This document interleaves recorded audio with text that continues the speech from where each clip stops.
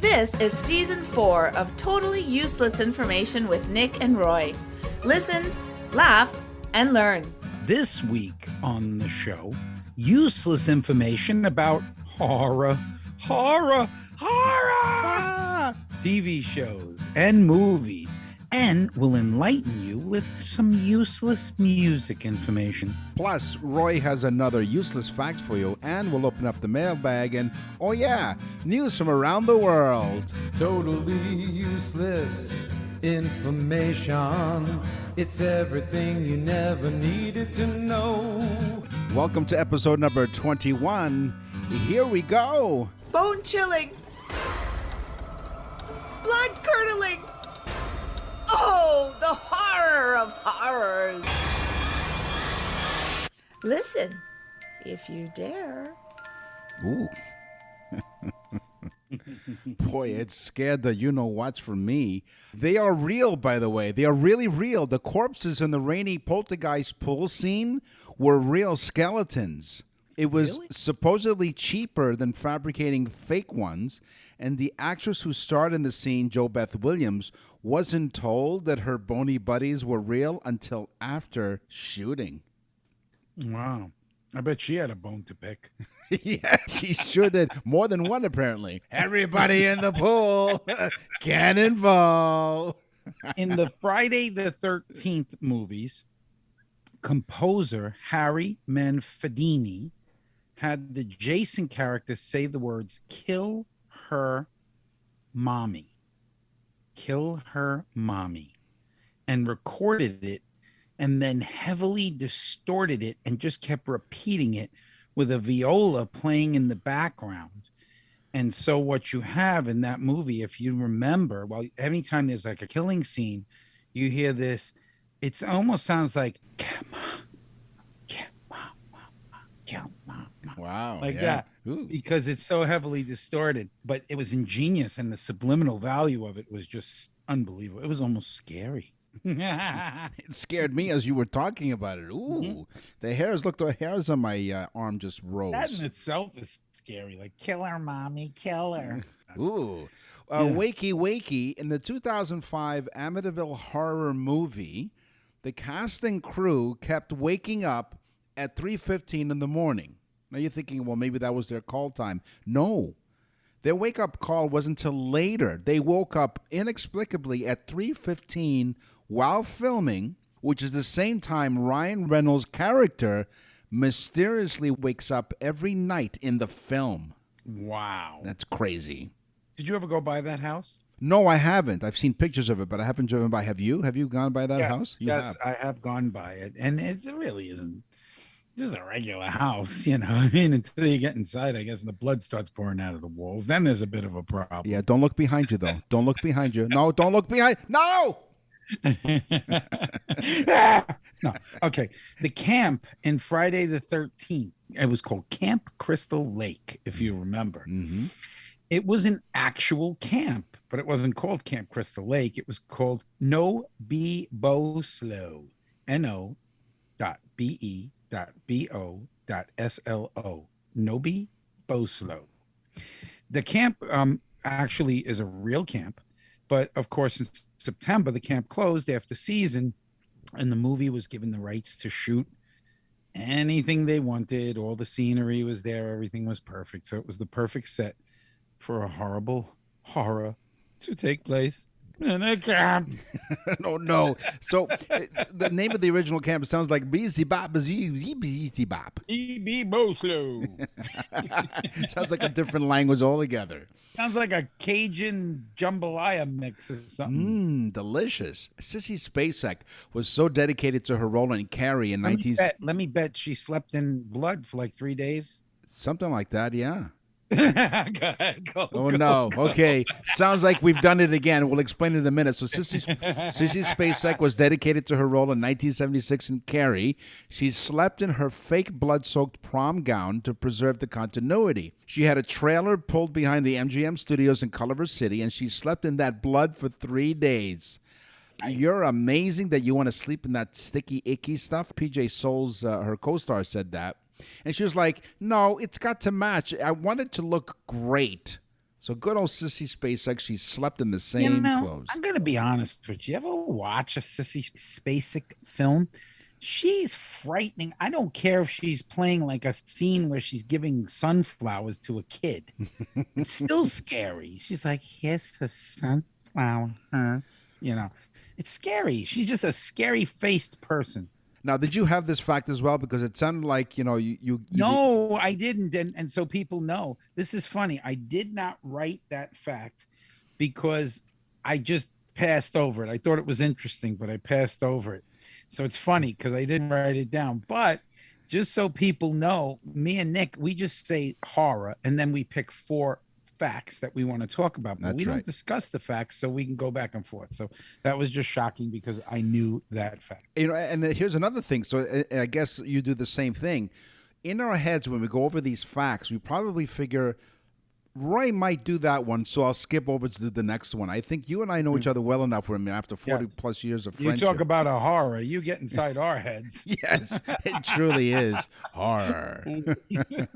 So in the movie, The Evil Dead Part 2, director De Laurentiis sneaks a prop from another horror film in a scene. This is great because I love when they do this. There's a scene in the movie, The Evil Dead Part 2, where there's a door that they're going to go through. Above the door is hanging Freddy Krueger's glove. Now, if anybody doesn't know Nightmare on Elm Street movies, Freddy Krueger had this leather glove with these metal knives attached to it that he would slash people to pieces with. It's something you can't get out of your head, and it's hanging right above the doorway. And if I say it to you, you can't unsee it. But most people, it's again a subliminal prop. Yeah, and it works every single time. This one I call Bee Got Your Tongue. Tony Todd actually had to hold all of those real bees in his mouth while shooting the climax of the movie Candyman from 1992. He negotiated a $1,000 bonus for every time he was stung.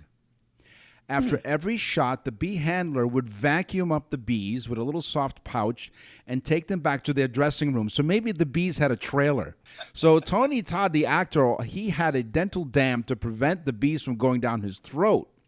And according to the director, he was very courageous. It's such an unsettling and stunning image when the bees emerge from his mouth. And by the way, for the record, he was stung a total of 23 times 1,000. He got a $23,000 bonus just because he ate some bees. He got stung in his mouth? Yeah. Damn, that's not... I don't like that. I don't want bees anywhere near me. John Carpenter, the director of the famous horror Halloween, he loved Alfred Hitchcock. In fact, Alfred Hitchcock was one of his idols. And he wanted to pay homage to Alfred Hitchcock.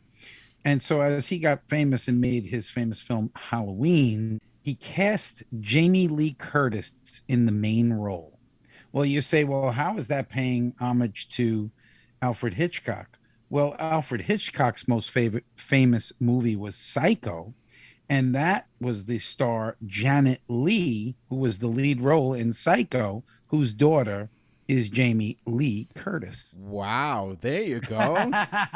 There you have it. So that's the one to write down. That's right. So horror now. That's right. We encourage everyone to use a pen or pencil or crayon or whatever you'd like, eyeliner pencil if you'd like. Or, Nick, they can use blood. Or blood, yes. As we give you more of this information, we call it useless information, but it's something you want to repeat to your family and friends as you're listening to Totally Useless Information with Nick and Roy. From Beethoven to Bieber, rock and roll to rhythm and blues. This is Totally Useless Music Information with Nick and Roy. How poetic that was. It's so pretty. It is. Sir Ringo Starr from the Beatles dropped a legal case recently against the makers of a sex toy called Ring-O. Ringo. That's right. The Beatles drummer first challenged the Ring-O trademark with U.S. authorities in March of 2019, saying it was too similar to his name. However, he has now withdrawn his complaint after reaching. In and out. That's right. He was in and out. He withdrew, and they underlined this. He has now withdrawn his complaint after reaching a climax. No, after reaching an agreement. I was going to say, he was so close to reaching the climax of this lawsuit. After reaching an agreement with the manufacturers of Pacific Coast Holdings and Momentum Management. So Ringo makers have agreed not to make any reference associating the product with Ringo Starr or the Beatles. So you think because he's a drummer, he thought he could beat them. Ooh, he did. After he withdrew his complaint. Canadians in space. Great special effects. We spend loads of money on this show. Yeah, wait till the check clears first. Yes. So Canadians in space. I'm down here in Florida, and as we all know, Nick is in Toronto, Canada, 1,500 miles away. Why? We don't know. But and we will find out eventually. That's right. When the authorities finally answer our emails, yes. Yeah, when the authorities break down his door and find out he's not a citizen. Canadians in space in 2015. What does this have to do with music, you say? Yeah. Did you say that? In 2015, astronaut Chris Hadfield, while in orbit on the International Space Station, recorded an entire album of music, original music, and released it. He was in orbit for 144 days and recorded 11 original songs. The album has a name.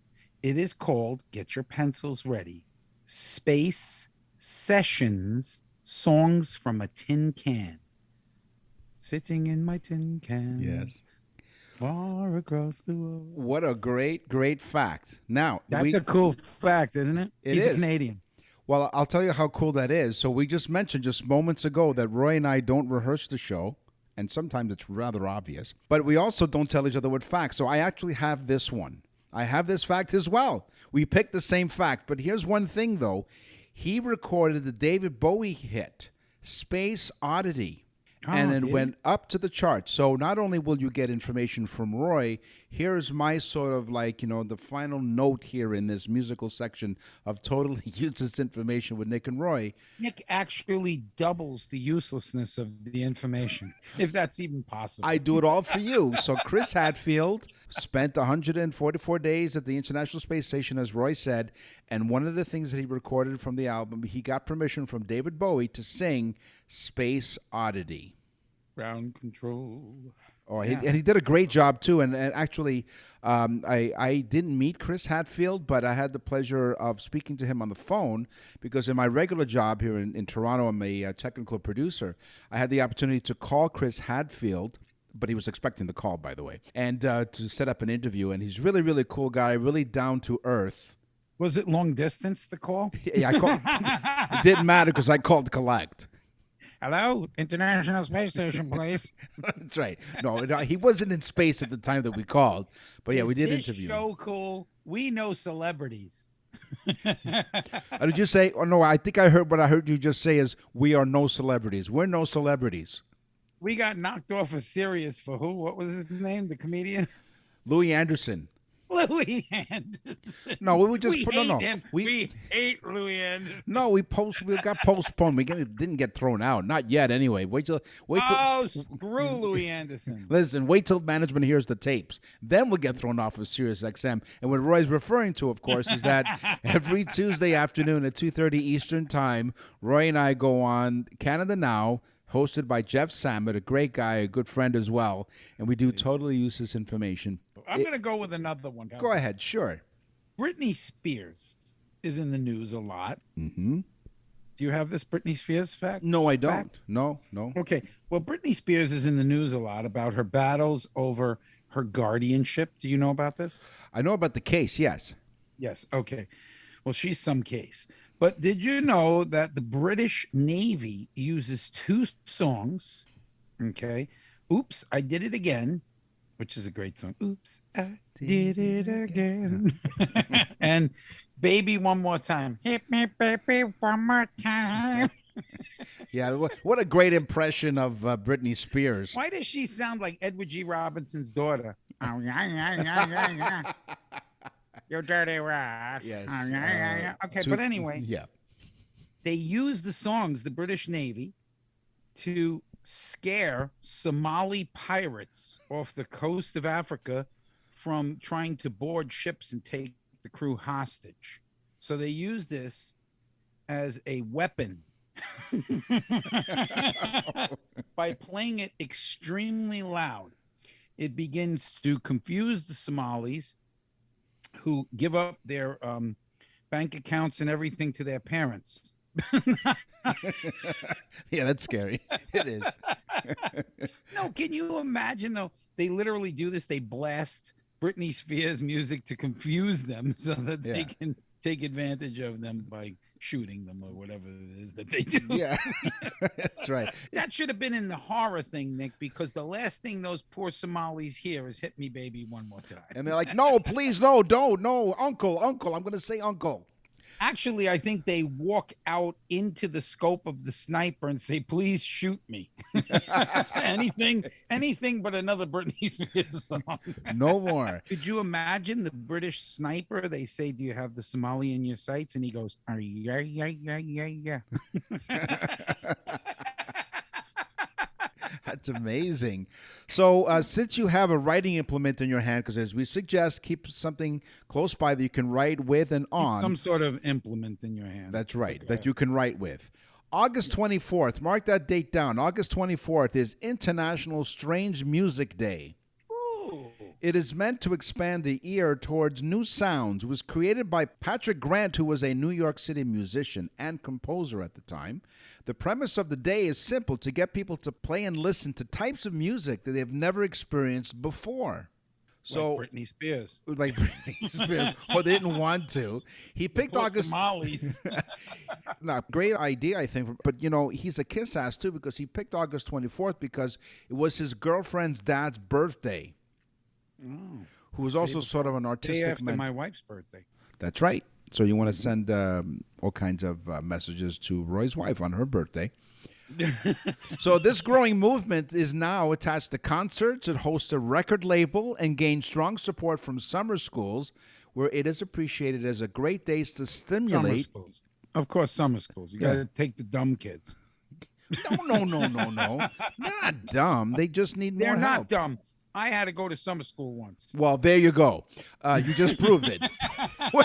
So wait a minute. I think I just proved that it is the dumb kid. That's right. Can we edit that out, please? Yeah, I might suffer from dyslexia just in that moment here on Totally Useless Information with Nick and Roy. By the way, the International Strange Music Day is appreciated as a great way to stimulate young minds. I think people should write that down. That's August 24th, right? August 24th, International Strange Music Day. Live it. Okay, in 1857, Lord James Pierpont, better known for just having a cool name. It's a great name. My name was Lord James Pierpont. But anyway, he wrote a song called Jingle Bells. Oh, yeah. Great holiday classic, right? Exactly. But what holiday, Nick? Oh, Christmas. Come on. Why wouldn't it be Of course, right? Jingle Bells. It's Yeah. Christmas. It's as Christmas as apple pie is Dutch. But anyway. Sure. Listen, it was written by Lord James Pierpont, so he'd know better than anybody else that he wrote it for Thanksgiving. Thanksgiving? No, come on. He wrote it as a homage to Thanksgiving. It's a Thanksgiving song. He wrote it in 1857, and 2 years later, somebody came over to him and said, "Excuse me, Lord James Pierpont.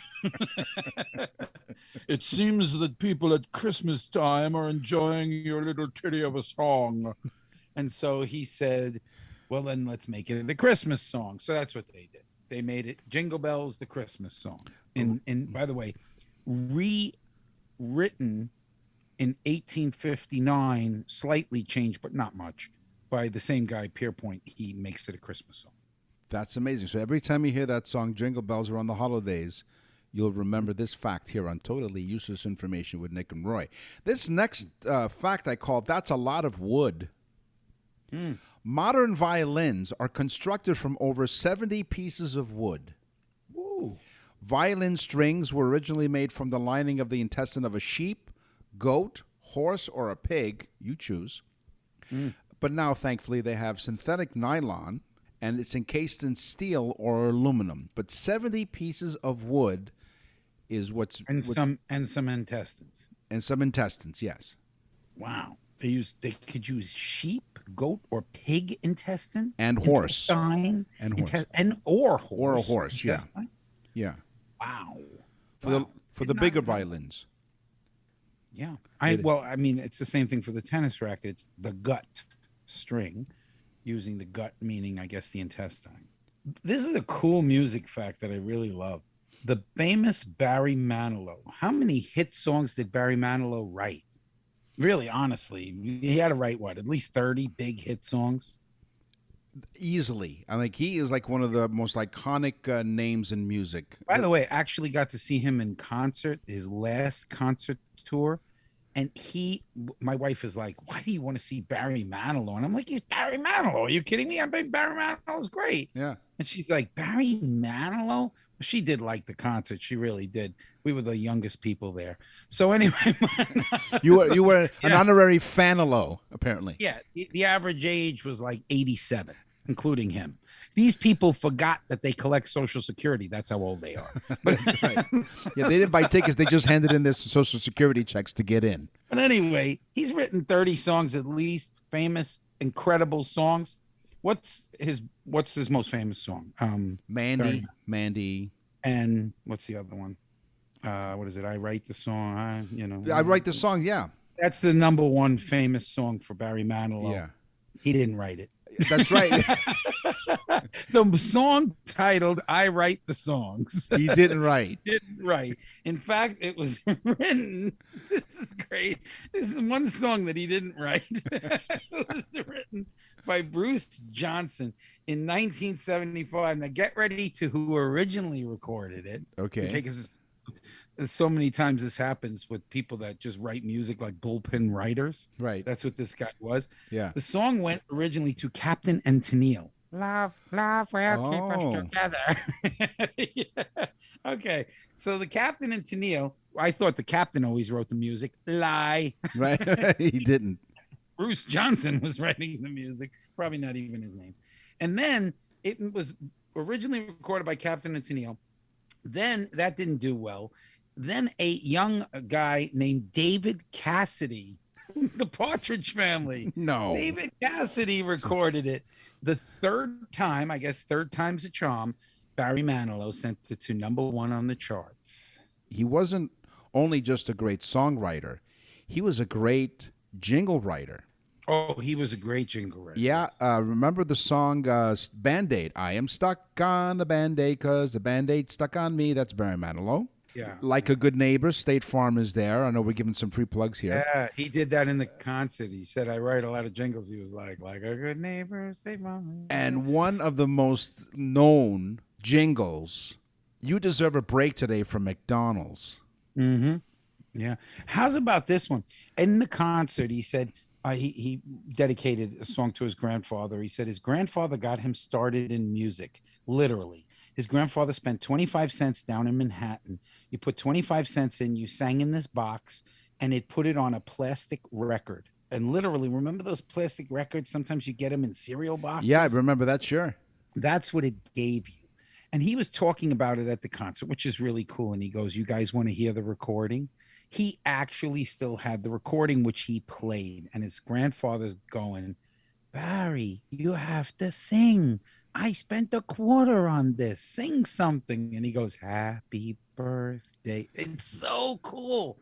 It was so cool. But yeah, so Barry Manilow. Good old Barry Manilow. I'd like to thank Bruce Johnson for writing I Write the Songs. That's right. Thank you for writing that song. As you're listening to Totally Useless Information with Nick and Roy, and you can easily go to our website, nickandroy.com, and send us an email. What's in the mailbag? What's in the mail? So this week, instead of the email coming from our website, this actually came from our good buddy, our high school buddy, Jay Glinsky. And he posted this on Facebook. Jay Glinsky. Jay Glinsky. Now, he's a fellow Floridian, right? He lives in Florida as well. He lives on the East Coast of Florida. East Coast of Florida. So Jay Glinsky was a high school buddy of ours. We went to high school together. He graduated a year before we did, so he's smarter than we are. Either that or they let them out quicker. They didn't want them there. That's right. Okay, get out. They started playing Britney Spears songs. No, so what he did was he posted this on Facebook, but he tagged myself and Roy. So this is courtesy of Jay Glinsky. He sent us this gem. The hippo butt leech was once a creature of mystery. In 2003, explorers in South Africa confirmed the existence of the Placob deloides jagoskrioldi. Okay, It is a leech that spends its life sucking on hippo butt until it dies and falls off. Now, don't worry. The hippo butt leech has very specific tastes. It will not live in any rectum, only hippopotami rectums. So they're a hippopotamus ass kisser. Yes, or because it spends its whole life sucking on it until it dies and falls off, eat crap and die. Jay, you're disgusting. Where does he find this? But thanks for sending us the information. And anyone else, I left him a little. You wrote something underneath that you were going to use it on the show or something. Yeah, so he posted this on Facebook. So I responded. I said, "Thank you, Jay. Roy and I want to express our gratitude for digging out this gem. We will certainly use it and give you full credit as we just did. I will never look at hippopotamuses the same again." And he wrote, "My pleasure." And then I sent them a picture of like a hippopotamus with this look on his face like, "Don't look now, but I have like a leech on my butt." And then you wrote, "This is an interesting fact. And for other interesting facts, go to www.nickandroy.com. Sorry for the shameless plug." Disgusting, isn't it? It was, yes. Yeah. Listen, you just said you'll never look at a hippopotamus. Nick, you look a hippopotamus in the eyes. You don't look them in the butt. Oh, there you go. That was my mistake. If you want to send us an email or send us a Facebook and tag Roy or Nick, you go to nickandroy.com. What's in the mail?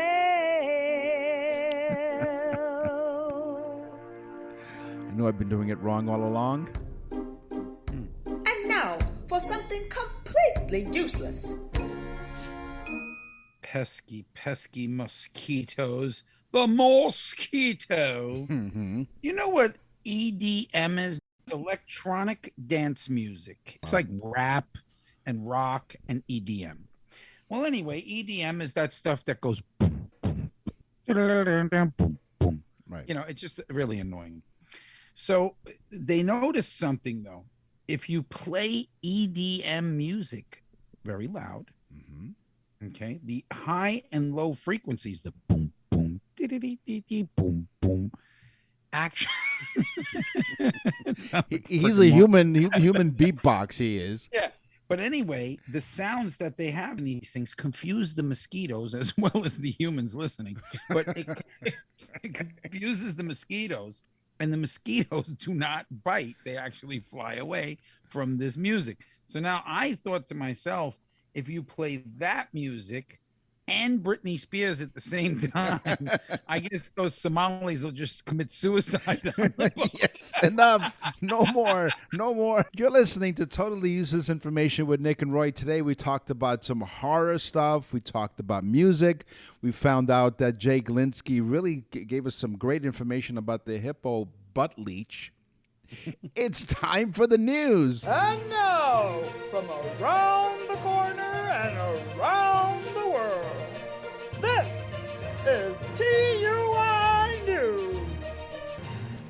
A Florida man whose rap sheet, no, it's not Roy, whose rap sheet includes more than a... It's Jay Glinsky. His rap sheet includes more than a dozen drug convictions, was arrested. It's definitely Jay Glinsky. He was arrested. Well, listen up here. After jailers discovered 4 crystal rocks of meth. You think I would? Tell Nick, Nick is not a junkie. No, you can tell. I believe they were very fine baccarat crystal rocks. So they discovered 4 rocks of meth stored inside the defendant's penis skin.